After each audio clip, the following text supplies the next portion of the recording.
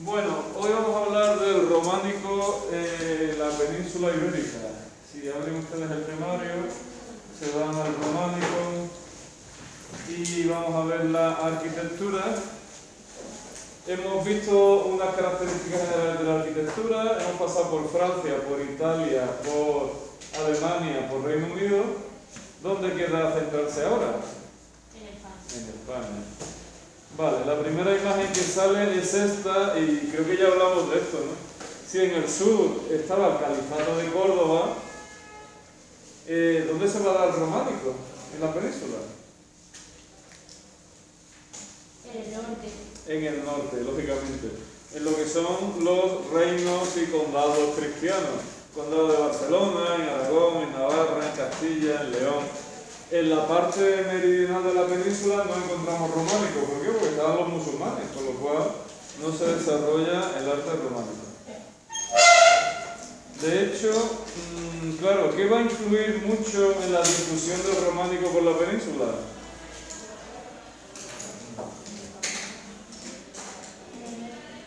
Repetimos, ¿qué va a provocar que el románico se difunda por los reinos cristianos del norte peninsular? El camino de peregrinación.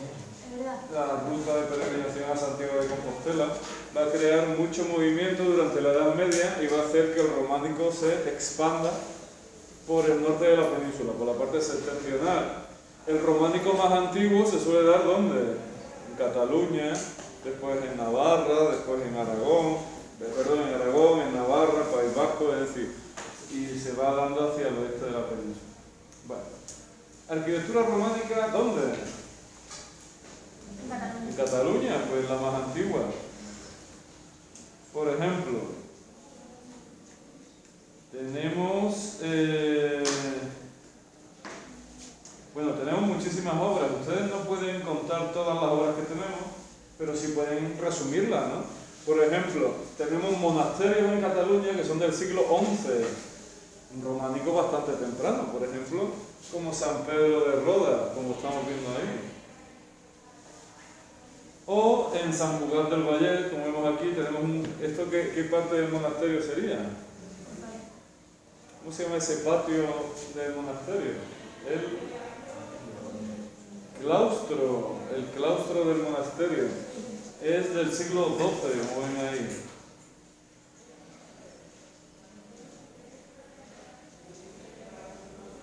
Aquí vemos otro monasterio que se llama Santa María de Ripoll y es muy característica la cabecera de su iglesia. ¿Por qué es muy característica? ¿Qué es lo que tiene?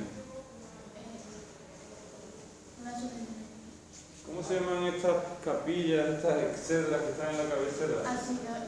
Ábsides. Y tenemos un ábside principal, ¿no? Más alto y más ancho, y tenemos 3 pequeños ábsides o absidiolos a cada lado.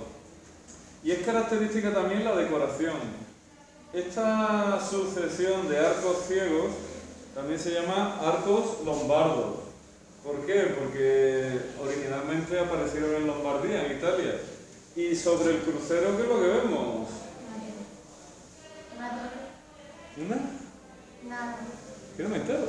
Una torre. Una torre. Cuando hay una torre en el crucero de la iglesia se dice que es un... cimborrio. La torre que está en el crucero se denomina cimborrio. Bueno, la cabecera del monasterio de Santa María de Ripoll es muy característica. En Cataluña también hay un románico en zonas rurales en el Valle del Boí, que como estamos viendo se caracteriza por sus iglesias bastante pequeñitas, reducidas, pero que tienen unas torres muy elevadas. Uno de los ejemplos de eso es San Clemente de Taúl. Esta obra cae con bastante frecuencia en pintura románica, así que San Clemente de Taúl, cuando hablemos de pintura románica nos pararemos a hablar un poco más de él. Pero como estamos viendo ya, son iglesias bastante pequeñas, pero con grandes torres. Presentan ábsides y, ¿cómo se llaman estos? Arcos ciegos, estos arquillos lombardos típicos. San Clemente de Taúl es del siglo XII. La Catedral de Tarragona también es la fachada, la portada románica. ¿Nos acordamos cómo se llamaban estos? Cada uno de estos arcos se llaman ¿cómo?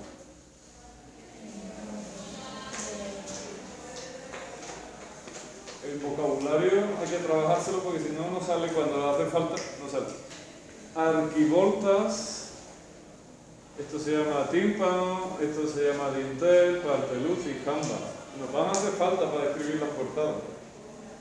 Muy bien. Aquí vemos la Catedral de Tarragona. ¿Esto es románico o no es románico? Es gótico. Son arcos apuntados o arcos góticos. ¿Qué es lo que pasaba muchas veces con los edificios? Que se empezaban en un estilo y ¿qué ocurría? Que se paralizaba la obra porque no hubiera dinero, por cualquier otra circunstancia, y cuando se volvía a retomar, pues el estilo imperante era otro. Así que tenemos muchos edificios que se comienzan en estilo románico, pero se terminan en estilo gótico. Por ejemplo, la Catedral de Tarragona. Aquí estamos viendo una portada románica, pero aquí estamos viendo que la fachada principal de la Catedral de Tarragona hoy en día, en realidad no es románica, es gótica. Bueno, la Catedral de Lérida también es románica y tiene un claustro muy chulo. Lo que pasa es que, como estamos viendo aquí, ocurre lo mismo. Estos arcos son arcos apuntados, así que es un claustro gótico ya, no románico. Muy bien, ¿a dónde nos vamos? A Aragón. ¿Tenemos románico en Aragón? Pues sí, por ejemplo, aquí tenemos una imagen de ¿qué catedral? La Catedral de Jaca, que está en la provincia de Huesca. ¿Cómo es la Catedral de Jaca? 1, 2 y 3. Presenta 3 naves. ¿Las 3 naves acaban en qué? Acaban en ábsides. La nave central es un poco más ancha que las laterales y está cubierta, no se ve, pero se intuye que está cubierta por una bóveda de cañón, reforzada por arcos fajones. Las naves laterales presentan bóvedas de aristas. ¿Y aquí qué me está diciendo? Que hay una cúpula, 1, 2, 3, 4, 5, 6, 7, 8, octogonal en el crucero. Ah, mira, aquí está el interior.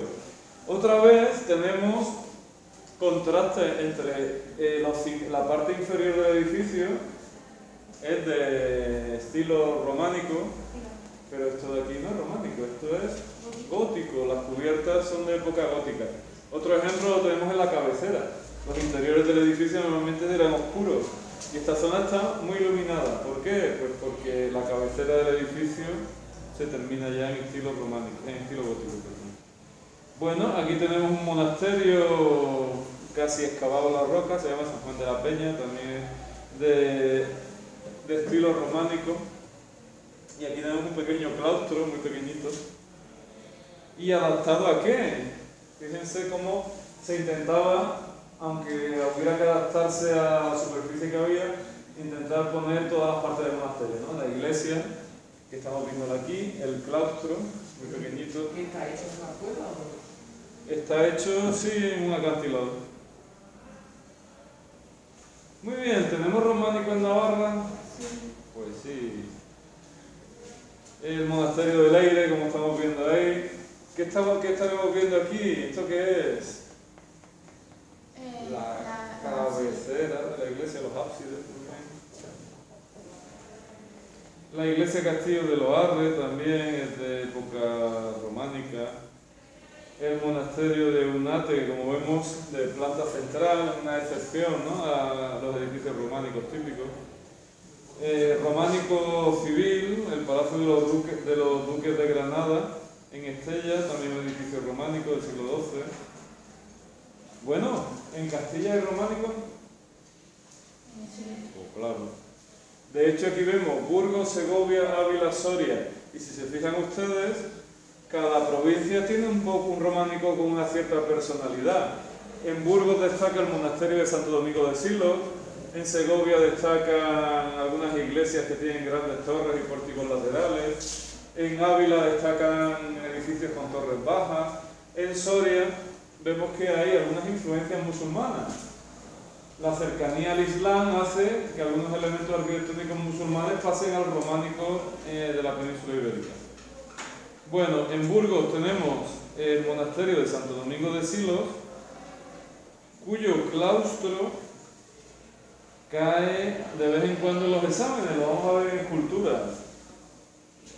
El claustro, como vemos aquí, que presenta una sucesión de arcos de medio punto sostenido por columnas, ¿cuándo van parejitas?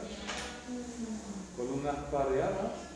Y vamos a ver que los capiteles del monasterio de Santo Domingo de Silos caen algunas veces en los exámenes, así que lo veremos con detenimiento cuando hablemos de escultura, ¿no?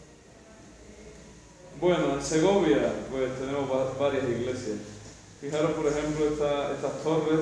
Decía el texto que las torres eran muy altas en Segovia, ¿no? La iglesia de San Esteban o la iglesia de la Veracruz.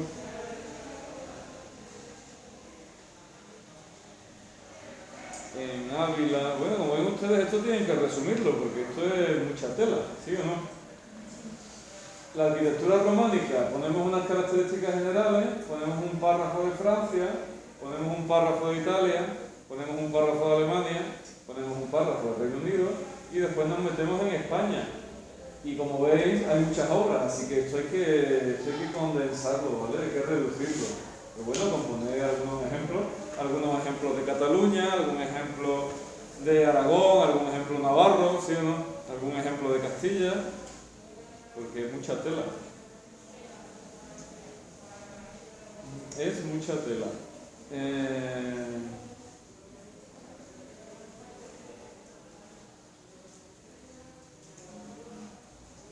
Vale. De este edificio en León, la iglesia de San Isidoro de León, vamos a hablar de escultura, así que cuando hablemos ya hablaremos de ella. Y nos vamos a parar aquí, ¿por qué? Porque esta a veces caen los exámenes. ¿Cómo se llama esta iglesia castellana? San Martín de Fromista, le falta la tilde. San Martín de Fromista es muy característica y muy fácil de identificar. ¿Por qué? Porque tiene dos torres que son como. Las torres muchas veces son de planta cuadrada o rectangular. ¿Cómo es San Martín de Fromista? Tiene torres circulares en los pies de la iglesia. Eso es muy característico, ¿vale? San Martín de Fromista. Más cosas características. Presenta un cimborrio octogonal, que tiene 4 caras y como vemos aquí han cortado las esquinas, ¿no? Está chaflanado. Las otras dos torres no son cimborrios, ¿no? No, cimborrio es lo que está en el crucero. Estas son torres de planta circular o de sección circular en los pies de la iglesia. Muy bien. Presenta una nave de transepto crucero, pero no sobresale al exterior. Esto de aquí son estribos o contrafuertes. ¿Cuántas naves tiene? 3. La nave central con cubierta a 2 aguas y las laterales a 1. Presenta una típica portada románica con arquivoltas, sin tímpano, ni dintel, ni farteluz, sin decoración. Presenta unas portadas similares en los brazos del crucero. Y la cabecera tiene un gran ábside central y 2 ábsides laterales más pequeñitos. Estos de aquí son arcos lombardos, arcos ciegos, a modo de decoración. Y esta cae con cierta frecuencia en los exámenes como ejemplo de románico. Es fácil de identificar, ¿no? Sí. San Martín de Fromista, siglo XII, 11, ¿no? ¿Pone 11? Sí. Vamos a mirarlo, vamos a mirar la cronología. Hombre, no es que caiga mucho, pero cuando cae algún edificio románico suele caer esto.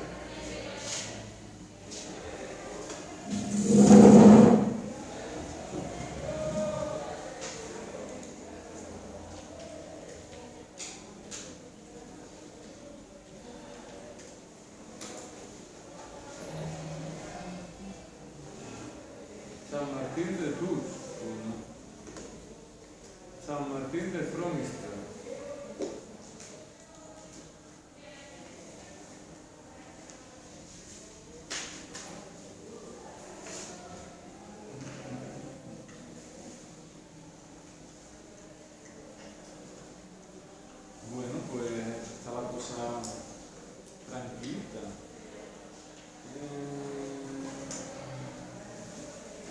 pues si es del siglo XI, según esto es de 1066, ¿vale?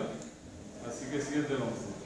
Y dice que es el románico más puro y más representativo de la provincia de Palencia, con P o con V.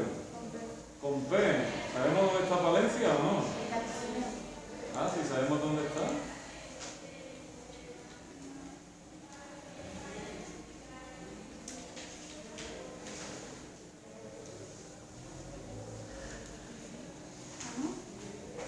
¿Sí sabemos? ¿No sabemos? Sí. Nazaret no sabe dónde está Palencia. No tiene ni idea.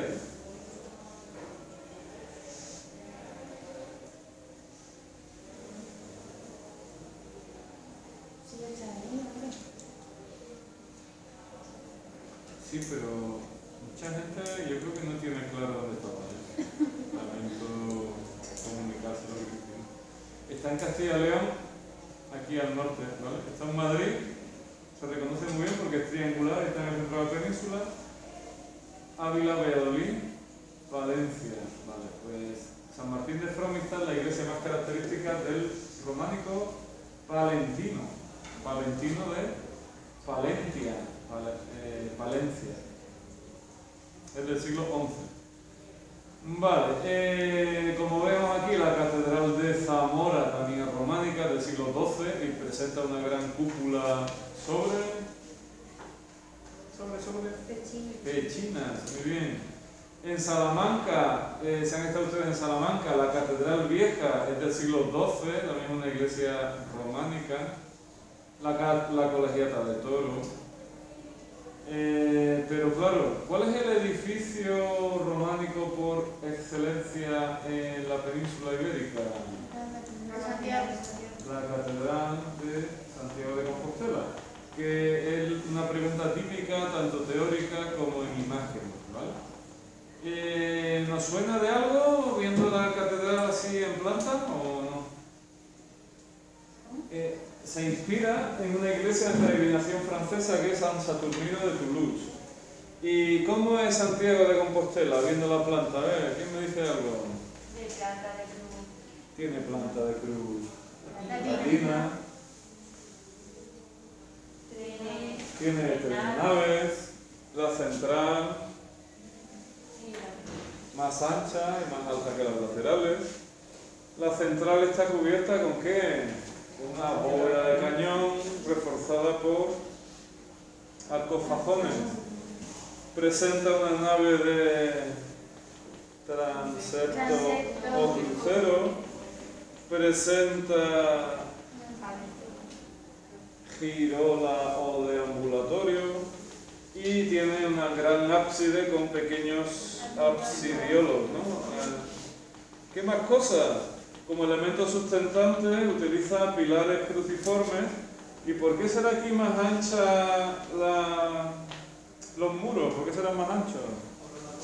Porque hay torres, hay dos torres en los pies, está claro. Y aquí también tenemos otras dos torres, ¿no? Dos torres más pequeñitas en la parte, digamos, inferior del crucero. Bueno,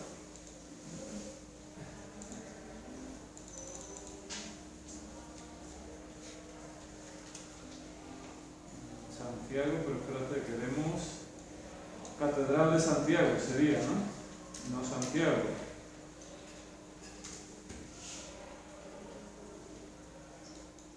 Eso no quería yo. Quiero esto.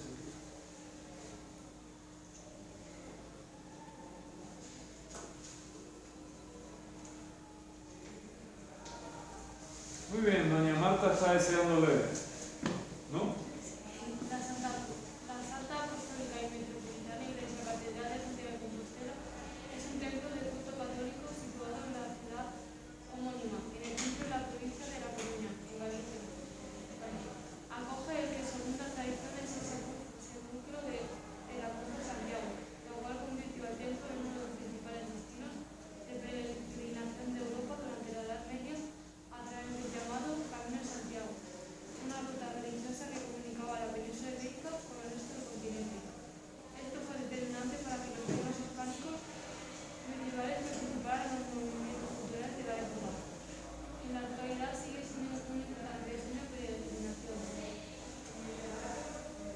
sigue usted? Un privilegio cumplido en 1122 por el Papa Calixto II, declaró que serían año santo o año jubilar y Compostela todos los años en que el día 25 de julio, día de Santiago, coincidieran en domingo. Este privilegio fue confirmado por el Papa Alejandro III en su bula Regis Aeterni en 1179. Muy bien, muy bien, muy bien. ¿Cómo se llama la iglesia? Pues la Catedral de Santiago de Compostela. Muy bien, y si yo la veo, le digo, uy, esto es románico. Pregunta, ¿esto es románico? No es románico. Entonces, ¿qué pasa? ¿Por qué? En el siglo XVII, me parece, deciden hacerle una fachada monumental que es de estilo barroco. Así que esto, está puesto delante de la Catedral de Santiago, que es románica pero que está detrás. Así que la fachada es barroca, no podemos ver la fachada de la iglesia románica. Muy bien, ¿por qué hacen esa iglesia dedicada al apóstol Santiago? Porque según la tradición, ¿qué se supone? Que los 25 de julio. Según la tradición, se supone que el apóstol Santiago, ¿dónde está? Vale. Se supone que el apóstol Santiago está enterrado ahí. El apóstol Santiago es uno de los 12 discípulos de Jesucristo. Cuando Jesucristo muere y resucita, los apóstoles están incrédulos, ¿no? Porque no creen que así haya sido él. Al final descubren que sí, que Jesucristo ha resucitado, y bajan del cielo unas llamas, ¿no?, que se ponen sobre las cabezas de los discípulos, y Jesús los manda por el mundo a predicar el cristianismo. ¿Sí o no? Ponen ustedes una cara muy rara.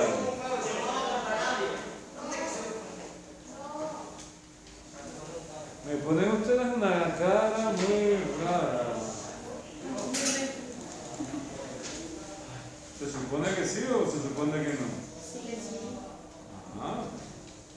¿Quién está en religión desde chico aquí? Todos están en religión desde chico y no saben lo que es el Pentecostés. Ah, aunque nunca está usted en religión. Igual, no pasa nada. Si no conoce esta historia Mira, esto es un cuadro del Greco que nos va a servir. Oh, no, qué horror. Esto es un cuadro del Greco en el que se representa Pentecostés. Los apóstoles descubren que Jesucristo realmente ha resucitado y Jesucristo les pide que vayan por el mundo para proclamar la nueva fe, ¿no?, la fe cristiana. Se supone, claro, fijaros qué inteligente, que veían el problema de cómo se iban por los apóstoles, cómo se iban a comunicar con tantos pueblos como hay en la tierra. Pues el Espíritu Santo baja y los ilumina, dándole el don de las lenguas, con lo cual los apóstoles van a hablar todas las lenguas que sean necesarias para poder llevar a cabo esa misión. La gracia del Espíritu Santo, por así decirlo, ¿no?, los ilumina. Eso es lo que representa Pentecostés, que es lo que estamos viendo en este cuadro del Greco. Se supone que uno de esos apóstoles, aquí está la Virgen también, se supone que uno de esos apóstoles se llamaba Santiago. ¿Dónde acabó Santiago? Según la tradición, Santiago llegó hasta la península ibérica, viajando, y predicó aquí el cristianismo. Pero llegó un momento que el pobre se murió, ¿sí o no? ¿Dónde se cree que está el cadáver de Santiago? Se cree que la catedral se erigió, se levantó en aquel sitio donde el apóstol Santiago, según la tradición, había fallecido. Vale. Muchos ciudadanos de Europa, mucha gente de Europa de la Edad Media vino a Santiago en peregrinación para ver los restos del apóstol, para rezar, por muchos motivos, ¿no?, por motivos religiosos. Los papas potenciaron eso, ¿no? Sí, el Papa Calixto II en 1122 declaró que sería año jubilar o año santo aquellos que el día de Santiago Apóstol cayera el domingo. El día de Santiago Apóstol es el 25 de julio. Así que aquellos años que, todavía hoy, aquellos años que cae el 25 de agosto, 25 de julio, perdón. En domingo se consideran años jubilares o años santos y hay más peregrinos que hacen el Camino de Santiago en esos años. Por lo tanto, el papado potenció la peregrinación a Santiago. ¿Sí? No. ¿Sabes decir algo o no? Que no parece haber caído este año. Este año ha caído. Este año, pues han perdido ustedes el año santo. Tremendo. Oh, lo siento mucho. Maribel está deseando leernos este apartado. Según la tradición, el apóstol Santiago el Mayor difundió el cristianismo en la provincia de Belga. En el año 44 fue decapitado en Jerusalén. Sus restos fueron trasladados posteriormente a Valencia, en una barca de piedra. A raíz de la persecución romana de los cristianos de España, su tumba fue abandonada en el siglo III. Siempre, según la leyenda, esta tumba fue descubierta en torno al año 814 por el ermitaño Pelayo. Después de ver ¿Cómo se llamaba en latín? Pelagio. Pelagius. Es que en el 800 no se hablaba castellano, se hablaba ¿qué? Latín. Latín. Pelagius. Después de ver una luz extraña en el cielo, la tumba. Muy bien. Este hombre era un ermitaño. ¿Sabemos lo que es un ermitaño? ¿No? Que se iban mudando. Se iban mudando. No sé, Entonces- tampoco. Los interinos son ermitaños. No, esto lo había pensado. Pues eso no lo sé. Bueno, habrá de todo. Habrá ermitaños y poco ermitaños. ¿Qué es un ermitaño? Vamos a ver. Ay, mira, si venía aquí, la acabo de quitar yo. Ermitaño o eremita es una persona que elige profesar una vida solitaria y ascética sin contacto permanente con la sociedad. Sí. El vocablo ermita procede del latín eremita, que a su vez deriva del griego patatín patatán, que significa del desierto. Es un asceta que vive de la denominada eschatia, por los griegos, espacios no civilizados más allá de la ciudad. Es decir, eran personas que por motivos religiosos se dedicaban a una vida de aislamiento. Aquí estamos viendo varias imágenes de la historia del arte que reflejan varios eremitas. Se iban de la sociedad, se iban a la naturaleza, algunos vivían en una cueva, otros vivían al aire libre. Normalmente profesaban una gran pobreza, no tenían nada más que aquello que la naturaleza los proveía o personas que se apiadaban de su pobreza. Bueno, esos son los ermitaños o eremitas. Según la tradición, un ermitaño, Pelayo, que lógicamente él estaba muy predispuesto a encontrar signos religiosos, ¿no? Cuando dice que ha descubierto, que ha visto unas luces extrañas por la noche y que ahí está enterrado Santiago Apóstol, Santiago el Mayor. ¿Eso cuándo pasa? En el 814. ¿Había pasado algún tiempo desde que había muerto Santiago? Se supone que Santiago Apóstol había muerto en el 44 después de Cristo y sus restos habían sido llevados a Santiago de Compostela para enterrarlo. 800 años después, un eremita dice que ha visto unas luces extrañas, no sé de cuánto, que eso indica dónde está enterrado el apóstol Santiago. Muy bien, pregunta.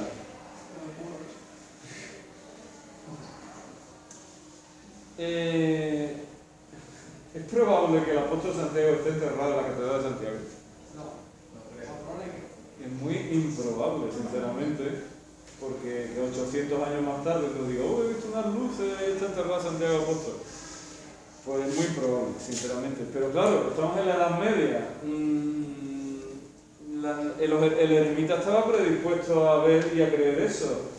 El obispo estaba dispuesto a ver y creer eso también. Y los reyes, pues también. Así que, ¿quién quiere seguir por aquí? El obispo. Está deseando leer. Javier. El obispo Teodomiro de Iguía reconoció este hecho como un milagro e informó al rey Alfonso II de Asturias. El rey ordenó la construcción de una capilla en el lugar. Dice la leyenda que el rey se convirtió en el primer peregrino en este santuario. Esta capilla fue seguida por una primera iglesia el año 829 y posteriormente por una iglesia prerrománica en el 899, construida por orden del rey Alfonso III. Son convirtiéndose gradualmente en un importante lugar de peregrinaje. En el año 997, esta iglesia primitiva fue reducida a ceniza por Almanzor, comandante del ejército del califa de Córdoba. Bueno, estamos viendo el obispo, el rey. ¿Creen en la historia de Pelagius o no? Bueno, no lo sabemos si creyeron 100% o no, pero el caso es que potencian en la historia, ¿no? Crean una capilla, después crean una pequeña iglesia, después una iglesia un poquito más grande, pero entonces llegan los musulmanes, Almanzor consigue llegar hasta Santiago de Compostela y saquea la iglesia. De hecho, la historia esta es curiosa. Saquea la iglesia y ¿qué es lo que se lleva? Se lleva las puertas y las campanas de la iglesia.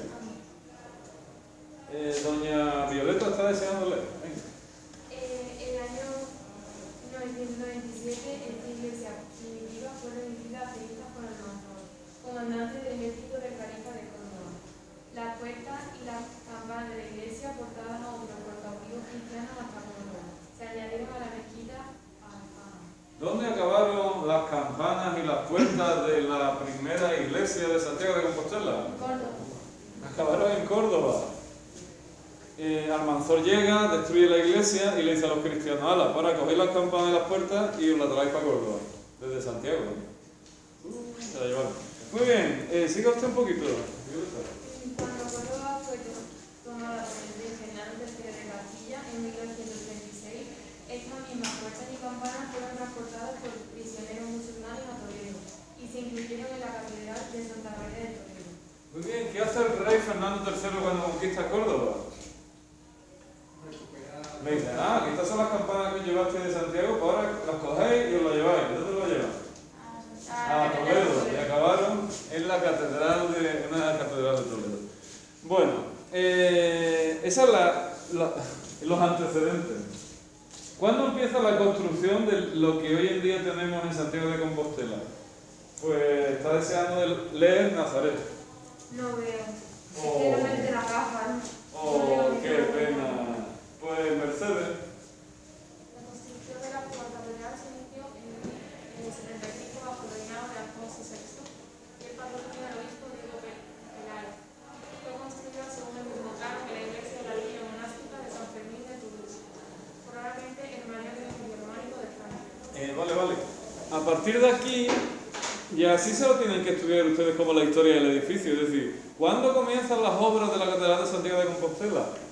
En 1075, muy fácil acordarse. ¿Que no quiero acordarme de 1075? ¿En el siglo? ¿En el siglo? Cero, no sé.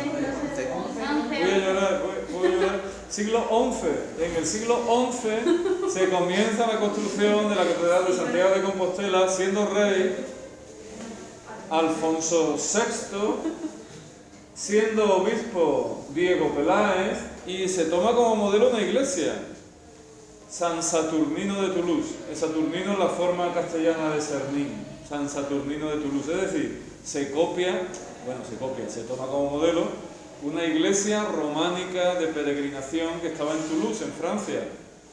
Vale. Mercedes, ¿puede usted seguir? El templo fue construido. El templo fue construido fundamentalmente en granito. La construcción se tuvo en distintas ocasiones según el Liber Sancti Napoli. La última piedra fue colocada en 1122 y la catedral fue consagrada en 1128. Vale. Cronología de Santiago de Compostela.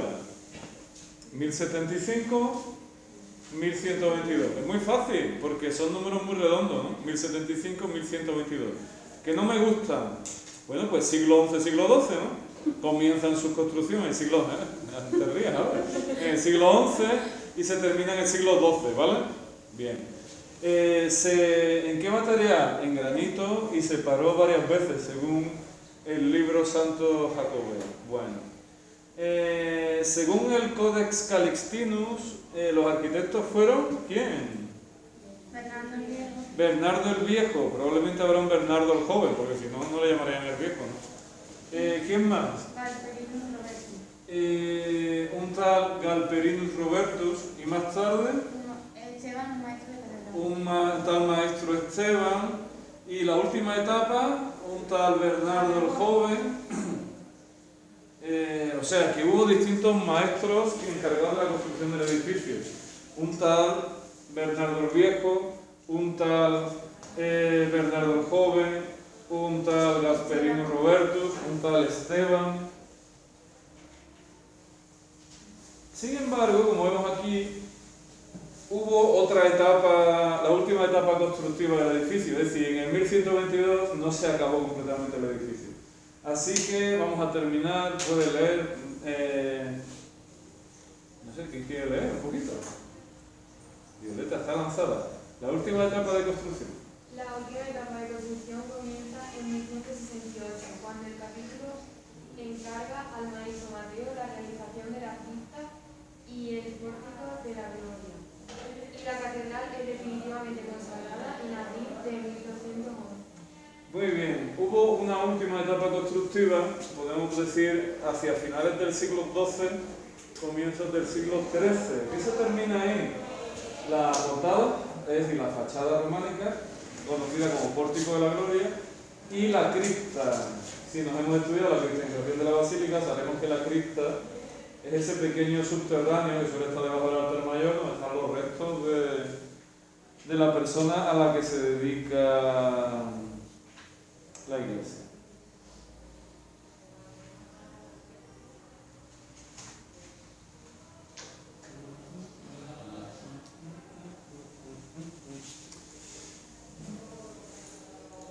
Muy bien, ¿qué estamos viendo aquí? ¿Qué será eso? La entrada. La fachada o la portada. Pero ¿cómo ha quedado eso? Ha quedado dentro del edificio, porque fuera que han puesto una fachada barroca del siglo XVIII, ¿vale? Así que la portada románica se ha quedado como en un segundo plano. De hecho, es casi imposible tener una foto entera de la portada. ¿Por qué? ¿Por qué la foto que nos ponen está de lado? Es oblicua. Así por delante se tapa. No hay sitio para tomar una foto del Pórtico de la Gloria desde el frente. ¿Por qué? Porque está la portada barroca que nos impide tomar la foto. Hombre, es verdad que la portada barroca protege el Pórtico de la Gloria de la inclemencia del tiempo, ¿no? De la lluvia, el viento, esas cosas. Pero claro, impide verlo por completo. De hecho, todas las fotos que vamos a ver están hechas lateralmente. A no ser que busquemos en internet montajes fotográficos que se han hecho, vamos a buscar montaje, ustedes ponen Pórtico de la Gloria y inmediatamente les sale la fachada. Y como van a ver ustedes... Entonces, ¿cómo se ha quedado la portada románica? ¿Que se ha quedado tapada? Sí, mira, aquí han cogido imágenes, distintas imágenes y las han montado y así, esa sería la apariencia que tendría el Pórtico de la Gloria en realidad.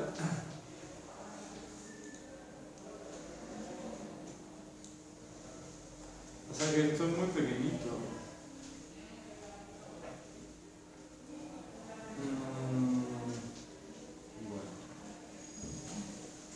¿Cómo sería la iglesia románica original? 1, 2, 3. Una iglesia de 3 naves, como hemos visto ya antes.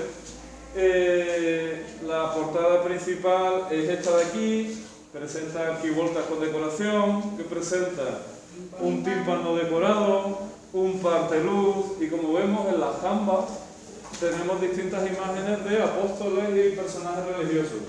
Cuando hablemos de escultura, pues analizaremos el Pórtico de la Gloria con detenimiento. Esto es obra del maestro Mateo, que tampoco es que sepamos exactamente quién es, pero bueno, por lo menos sabemos su nombre, ¿vale? Bueno, ¿qué estamos viendo? Estamos en la iglesia de Santiago de Compostela y esta ya es la parte románica, estamos dentro. ¿Qué estamos viendo? ¿Quién me lo cuenta? Una sucesión de arcos de medio punto que separará la nave principal de las naves laterales. ¿Qué más estoy viendo? Las bóvedas de cañón, los arcos fajones, los pilares cruciformes y, como hemos dicho, el material de construcción es el granito. Es una catedral realizada en granito. ¿Qué estamos viendo? ¿Qué estamos viendo?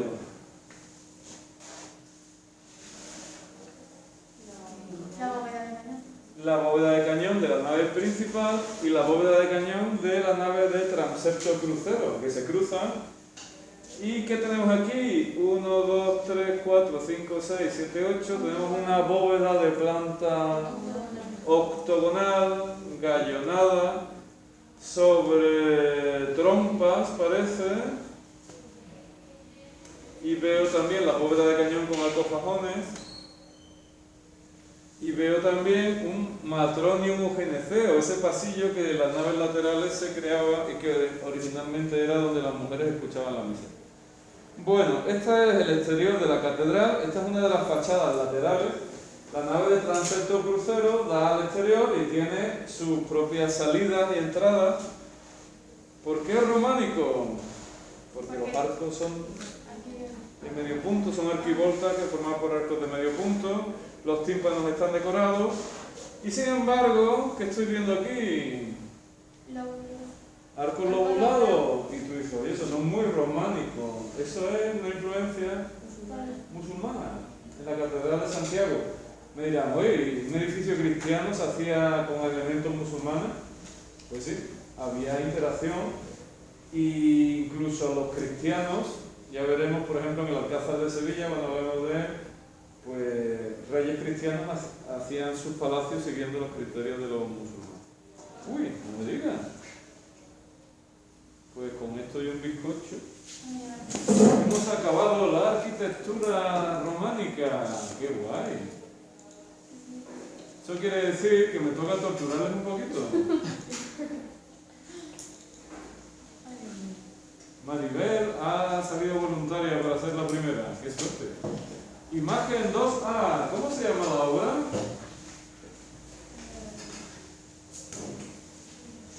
No se acuerda. Bueno, no se preocupe usted. Aarón, rebote. El doríforo. Doríforo, perfecto. ¿Quién es el autor, Mercedes?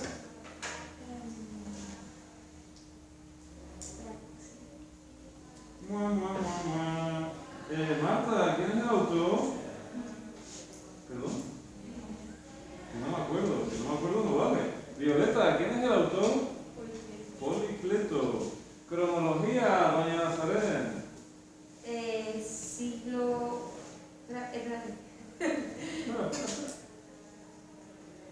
¿Siglo V? Siglo V antes de Cristo. Sí, señora, muy bien. Bueno, describo la obra, que eso ya pues... Este de aquí es románico, pero todavía no lo hemos visto. No se preocupe porque esta es para usted, Cristina, estaba deseando. 1A, ¿cómo se llama la obra? El Partenón. Inés, ¿quiénes son sus autores?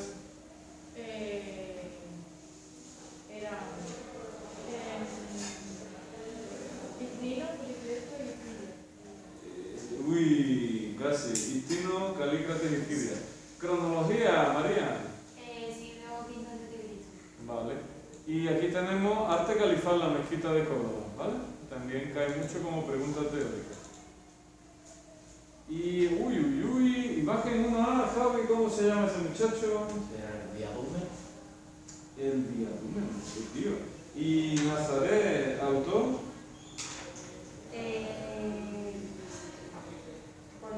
Policleto también, muy bien. Y Álvaro, cronología. Siglo V antes de Cristo, vale. Bueno. Uy, imagen 1A. Doña María, ¿cómo se llama este muchacho? ¿Perdón? O es filosofía. He hecho Pepe. Pepe, no, Pepe no se llama. Inés, rebote, ¿cómo se llama este muchacho? No lo sé. No lo sé, no es. Cristina, ¿cómo se llama este muchacho?